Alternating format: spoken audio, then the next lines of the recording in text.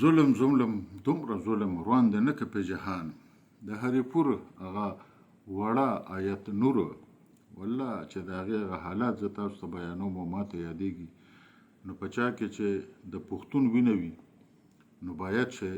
د هغه وینه به دانګي دغه ماشوم سره دا چل شوی دی چې د 5 کالو ماشوم وه لا 5 کالو ته پوره رسېدل هم نه وه او یو بدبخته کسانو پسې شوي وو یو بدبخته هلک یې ورپسې کړی و د حسن په نوم باندې چې یاره دا جنۍ ته موږ له راوله موږ به تا له پیسې درکړو هغه جنۍ د هغه په کنده کې اوسېده هغه ورته یې چې راشه پلار د نارې وایي د ده پلار د دې جنۍ پلار په بیکرۍ کې کار کوي او ماښام بیا کور ته راځي په هریپور کې پټان کالونی کې اوسي دا حسن هلک دغه جنۍ روانه کړې ده او دغه بدمرغو ابلیس نما انسانانو ته حواله کړې ده هغوی بیا هلته په موټرسایکلو باندې او په یو شي او په بل شي باندې یو ځای ته بوتلې ده او هلته یې ورسره دومره جنسي زیاتۍ کړې دی چې په جنسي زیاتي کې دننه هغه وژلې ده د هغې دا کونډۍ ماتې دي د هغې دا کوناټي مات دي د هغې هر یو شي مات دي او چې کله معاینه وشوه نو ډاکټره وایي چې دا د وینې د زیاتې بهېدو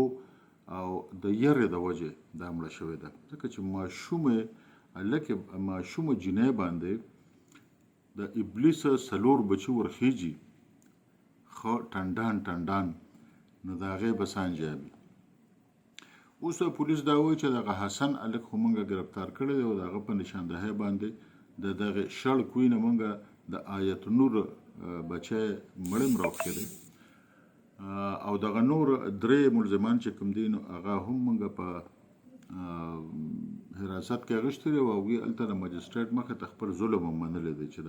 د خپل جرم هم منلی دی چې موږ دا جرم کړی دی خو یو کس داسې دی چې یو انګل پکې داسې بیانېږي چې یاره یو کس داسې دی چې دغه 3 کسان تللی دي او د جنۍ سره یې د جنسي زیاتی کړی دی نو بیا چې د بل د ابلیس بچی راغلی دی او هغه بیا د جنۍ سره دی چې همدردي ورسره کړې وه نو هغه د ابلیس بچی و هغه هم ورسره هغه خپل جنسي کار کړی دی او بیا په بورۍ کې بنده کړی دی او دغه کوی ته یې بنده کړې ده دومره ظلمه پښتنو دومره ظلمه چې په دې باندې تاسو راپانسئ زه نه پوهېږم چې په کوم شي به تاسو راپاسئ د هزارې خلکو خو په دې باندې دنیا روانه کړه خو زمونږ پښتانو او دا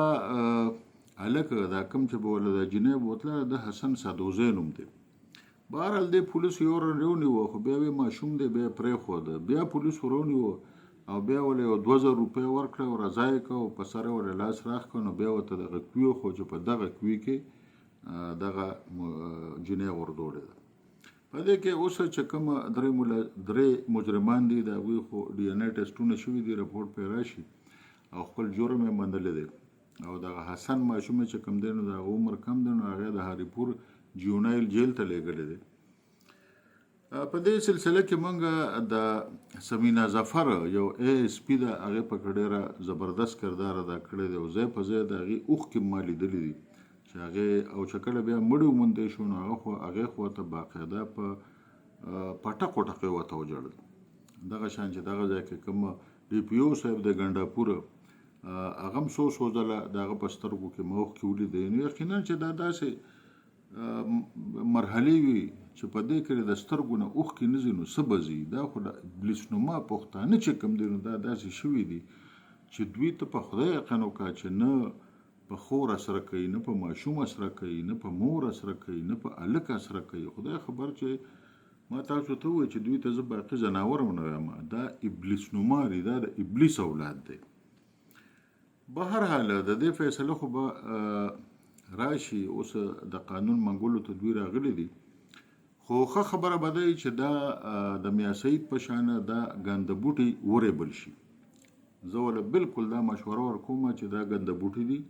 دا نه سمیږي دا ریبل غواړي او یا د پنجاب CCD چې څنګه ریبل کوي هماغه شان ریبل غواړي ځکه چې دا خلک د رعایت مستحق نه دي اوس د هریپور خلک وایي چې دا په رڼا ورځ په چوک کې ځوړند کوي چې راټول خلک یې وویني خو زه وایم چې داسې کار دی چې دغه شی خو د پاکستان د قانون مطابق سمون نه خوري خو دا ریبل سمون خوري نشاندهی لی بوځئ او بس هغه ځای کې سنبال کې خدای دې بي خو بس چې داسې ګنده بوټي تاسو په فصلونو کې ساتئ او ټوله معاشره د خرابوي او ټول فصل د خرابوي. نو د آیت نور بچه غم موږ سره شته، هغه د هزاریم ده، هغه زمونږ لور ده او د هغې دپاره موږ هر قسمه اواد اوچته یو. زما د هر پښتون نه دا تمه کېږي چې هغه به ویډیوګانې وکړي، هغه به په سوشل میډیا باندې د دغې زنانه دپاره اواد اوچت کړي. وزیر اعلی په کار دی چې په دې کې متحرک شي او زمونږ د صوبې آی جی پي په دې کې چې په کار دی چې متحرک شي او دغه کسانو ته داسې سزاګانې ملو شي چې بیا څوک دا تصور هم نه کړي چې موږ به داسې ماشومې جنۍ سره، غریبې جنۍ سره به موږ داسې کار وکړو او بیا به موږ خلاص شو. نو دوستانو تاسو ټولو ته اپیل دی چې په دې باندې خپل پروګرامونه وکړئ او دا مسله راوچته کړئ. دا مسله ټیټوي ما، دا مسله د خلکو د سترګو نه مو باسئ.